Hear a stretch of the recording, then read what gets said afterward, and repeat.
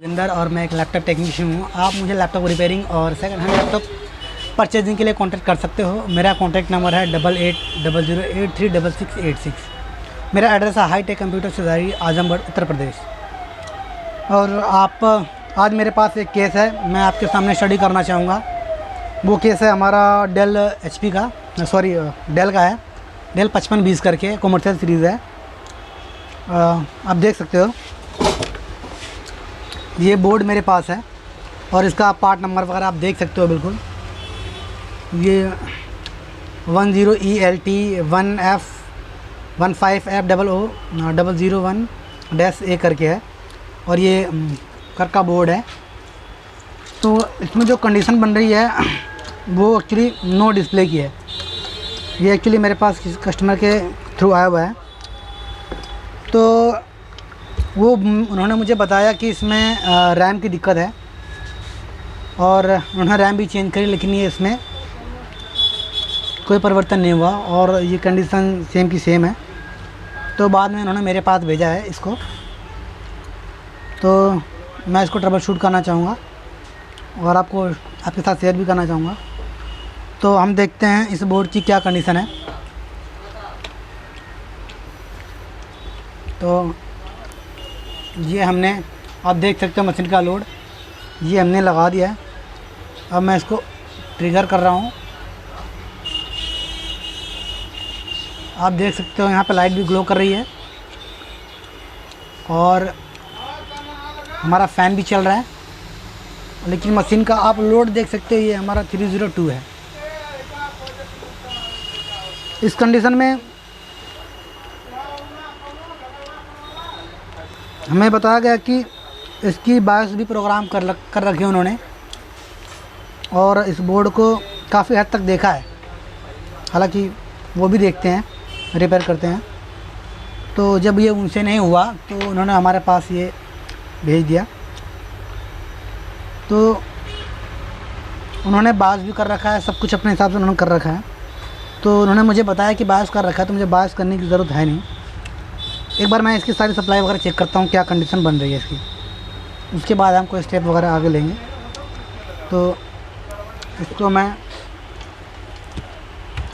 Multimeter को voltage range पे रखता हूँ, इसको ऑन करता हूँ। जी हमारा बोर्ड ऑन हो गया, आप देख सकते हो। अब मैं इसकी सप्लाई चेक करूँगा एक एक करके, क्या सप्लाई बन रही नहीं बन रही। तो सबसे पहले हम 3-5 चेक करेंगे। 5 वोल्ट बन रही है, ठीक है।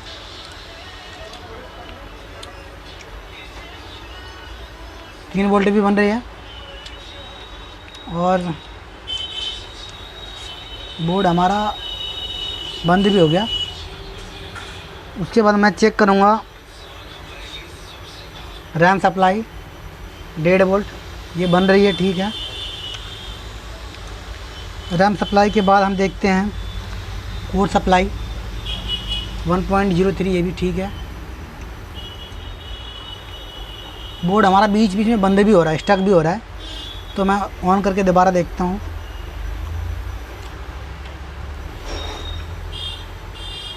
हमारी ये सप्लाई भी ठीक बन रही है। और इधर की देखता हूँ, इधर कोई सप्लाई नहीं बन रही हमारी।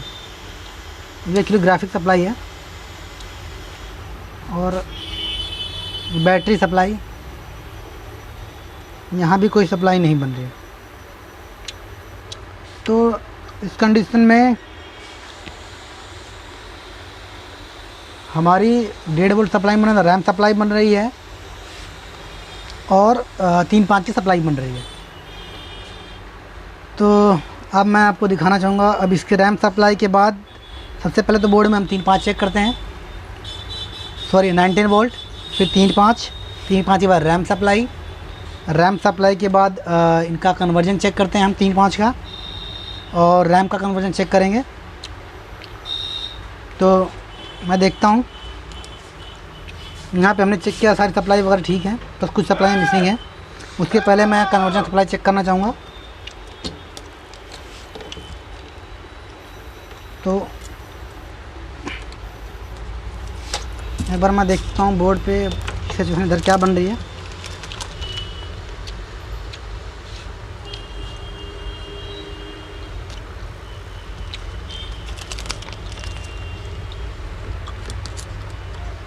सारी सप्लाई वगैरह कंपोनेंट भी ठीक लग रहा है इधर। तो एक बार मैं देखता हूँ रैम कन्वर्जन का मॉसफेट कहाँ है।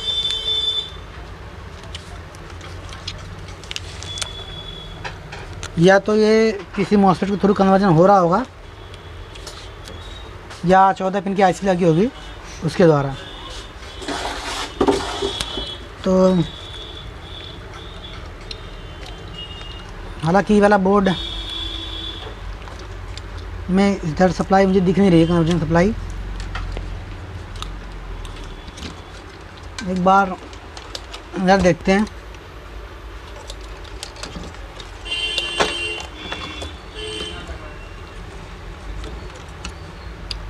क्या सप्लाई बन रही इधर। तो इसका कन्वर्जन मॉसफेट यहाँ पे दिख रहा है। एक बार मैं इधर देखता हूँ पहले तो इसकी सिचुएशन।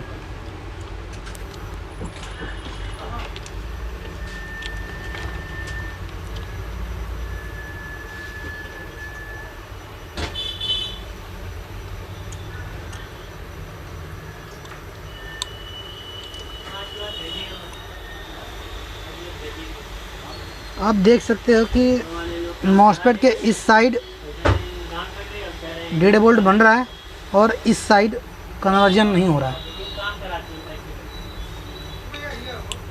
ट्रिगर कराया, इधर 0.52 वोल्ट बन रहा है। तो सबसे पहले हम इस पे काम करना चाहेंगे और पेस्ट का है मेरा। एक बार मैं इस पे इसको चेंज करने से पहले एक बार मैं डिसोल्ड कर लेता हूँ। मुझे लग रहा कि डिसोल्ड करते ही काम हो जाएगा, अगर नहीं होगा तो फिर चेंज करेंगे।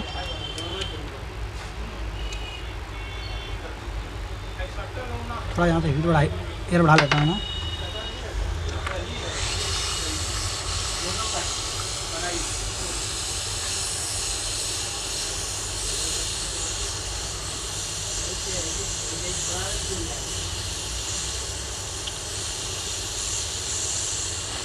कुछ पीने वगैरह इसकी मुझे थोड़ा सा लग रही हैं। अभी नहीं।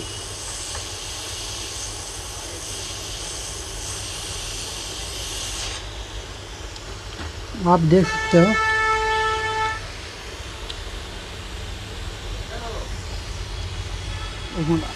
एक बार मैं इस मॉसफेट को चेक कर लेता हूँ।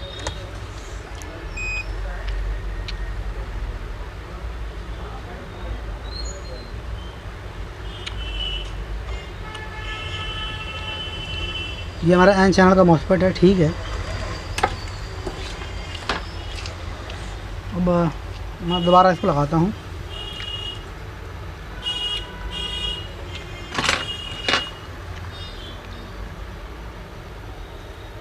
इसको लगा के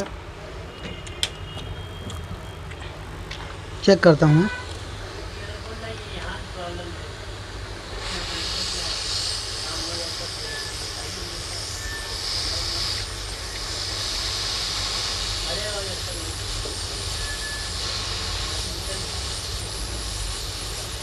आप चाहो तो यहाँ पे दूसरा मॉसफेट भी लगा सकते हो।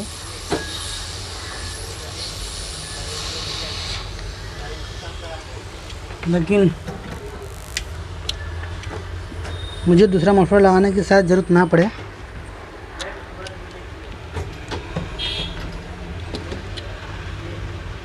क्योंकि मुझे यहाँ पे ऑलरेडी रस्टेड सा लग रहा था।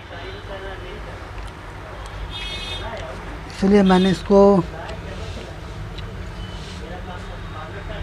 दोबारा रिमूव करके लगाया है। लेकिन मैं देखता हूँ थोड़ा बहुत मिनट ठंडा हो जाए। अगर इसके बाद भी अगर एक सप्लाई नहीं बनती है तो हम दूसरा एन चैनल का मॉसफेट लगाएंगे और देखते हैं अब इसकी क्या सिचुएशन बन रही है। आप मशीन पे देख सकते हो उधर, ये हमने ट्रिगर किया बोर्ड को। ये 1000 तक जा रहा है, इसका मतलब कि मैं इधर चेक करूँगा आई थिंक कन्वर्जन की सप्लाई जो बननी चाहिए हमें 1.5 वोल्ट, आप देख रहे हो अब वो बन रही है। इसके गेट पे हमें हाई सप्लाई मिलनी चाहिए।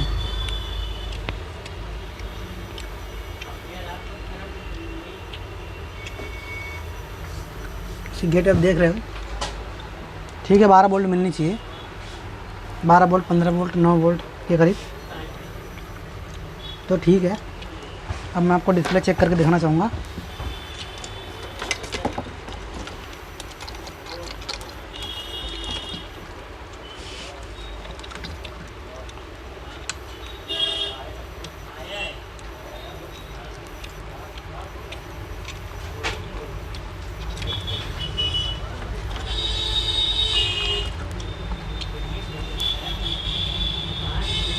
मैं ऑन करता हूँ, देखता हूँ कि क्या हमारा डिस्प्ले अभी आया नहीं है या नहीं आया।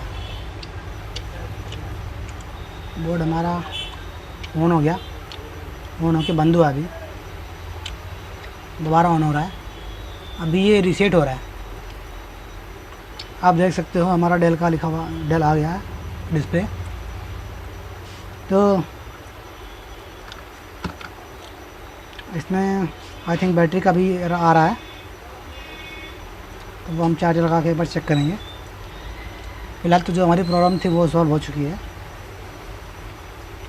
तो ये हमारे जो डीलर थे उन्होंने ये मिस्टेक किया है इसमें कि उन्होंने सब कुछ चेक कर लिया, बायस कर लिया, एवरीथिंग, बट उन्होंने कन्वर्जन का ध्यान नहीं दिया। तो ये चीज़ें आपको चेक करनी है प्रॉपर, और स्टेप बाय स्टेप चेक करना है पूरे बोर्ड को। आपको बोर्ड में चेक करने का तरीका पता होना चाहिए। जैसे कि सबसे पहले हमारे बोर्ड में RTC सेक्शन एक्टिवेट होता है, उसके बाद हमारा भी इन सब 19 वोल्ट का फॉर्मेशन, उसके बाद LDO का 3 वोल्ट का डिस्ट्रीब्यूशन, उसके बाद रैम सप्लाई, चार्जिंग सप्लाई, उसके बाद कन्वर्जन, उसके बाद 1.05 1.8 वोल्ट CPU का, ग्राफिक का जो हमारी सप्लाई बननी चाहिए वो, उसके बाद हमारा लास्ट में जो है डाटा सप्लाई बनती है, मतलब CPU GFX। तो ये स्टेप बाय स्टेप आपको चेक करना आना चाहिए, और साथ में आपके पास स्कीमेटिक भी होना चाहिए। हालांकि मेरे पास स्कीमेटिक मुझे खोलने की ज़रूरत नहीं पड़ी, मैंने ऐसे ही वेरीफाई कर दिया कि ये इसमें ये दिक्कत है। तो हालांकि अगर आप नए हैं इस फील्ड में तो आपके पास स्कीमेटिक अवेलेबल होना चाहिए, ताकि आप उससे बेहतरीन तरीके से रिपेयर कर सकते हो। आपको एक एक बाय स्टेप पता लग सकता है कि इसमें कौन से सेक्शन में कहाँ हमें चेक करना है, कितनी सप्लाई बननी चाहिए। तो एंड अब हमारा हो चुका है। तो and thanks for watching my channel architect CS।